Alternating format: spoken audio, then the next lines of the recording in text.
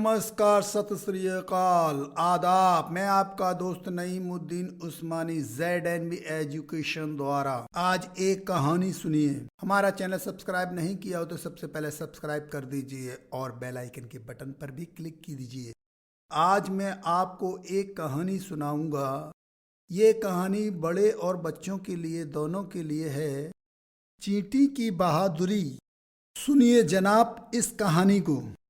अपने नन्हे नन्हे पैरों से चींटी ने एक दिन पहाड़ पर चढ़ना शुरू किया।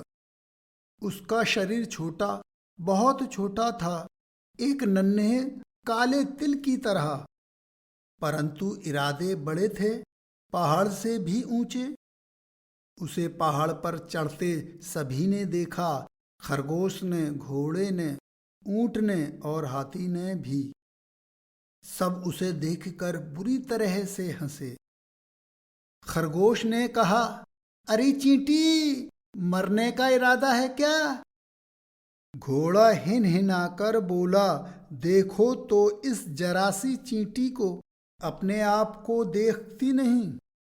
यदि पैरों के नीचे आ जाए तो दम निकल जाए। चली है पहाड़ फतेह करने। ऊंट ने कहा, भाई है तो अजीब बात। हाथी गर्दन हिलाकर बोला, छोटे लोगों के छोटे इरादे हैं और कुछ नहीं। चींटी ने सब सुना, पर सुनकर भी सभी की बात अनसुनी कर दी। वह चुपचाप आगे बढ़ती गई। उसे क्या जरूरत थी कि वह हर किसी की भली बुरी बातों और मजाक का जवाब दे। उसे तो जो करना है वह करके दिखा देगी और तब लोगों के मुंह हैरानी से खुले के खुले रह जाएंगे। यह सोचकर चींटी मजबूत कदम रखते हुए आगे बढ़ती गई।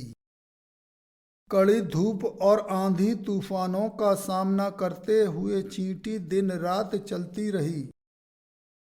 चलते चलते आखिर वह इतनी ऊंचाई पर पहुंच गई कि ऊंट, हाथी, घोड़ा सभी उसे छोटे नजर आने लगे।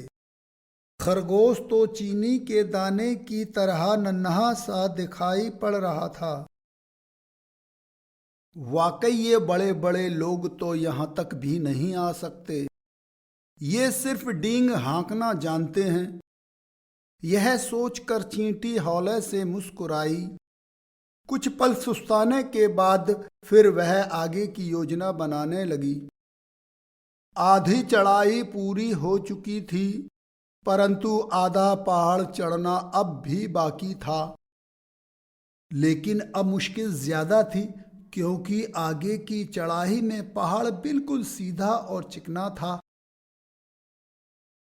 पैर ठीक से जमते नहीं थे और उस पर से गिरने का मतलब था मौत। एक और दिक्कत भोजन की थी, क्योंकि अब यहाँ चावल, गेहूं या चीनी के बिखरे हुए दाने बहुत कम मिल पाते थे। फिर भी अब वापस लौटने का क्या काम? चींटी ने मन ही मन अपने संकल्प को मजबूत किया। वह और ज्यादा मजबूत कदमों से चढ़ने लगी। साथ ही पहले से इकट्ठे किए हुए दाने भी उठा उठा कर लाती रही। आखिर चींटी की मेहनत और हिम्मत रंग लाई।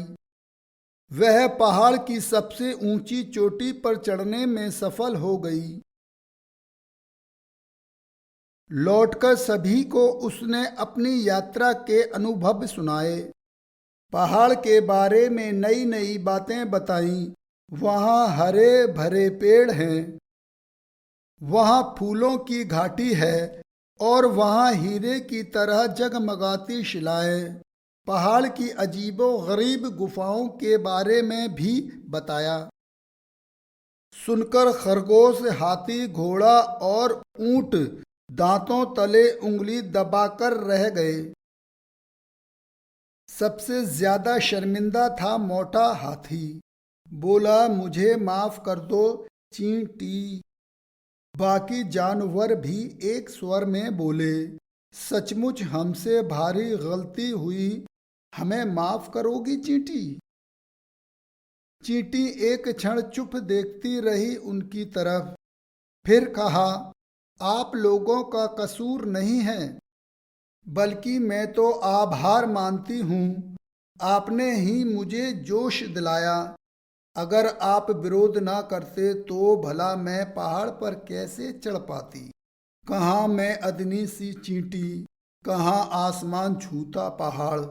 यह कहकर चींटी हंसने लगी, बड़ी ही मोहक मीठी हंसी। बच्चों, यह थी चींटी की कहानी। आपकी समझ में आ गई होगी। इसी तरह से रातों दिन आप मेहनत करते रहिए।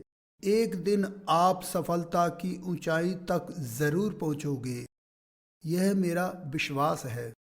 यह कहानी अच्छी लगी हो तो आपने सब्सक्राइब नहीं किया हो तो सब्सक्राइब कर दीजिए। खुदा हाफिज़, सब्बा खैर, बाय बाय।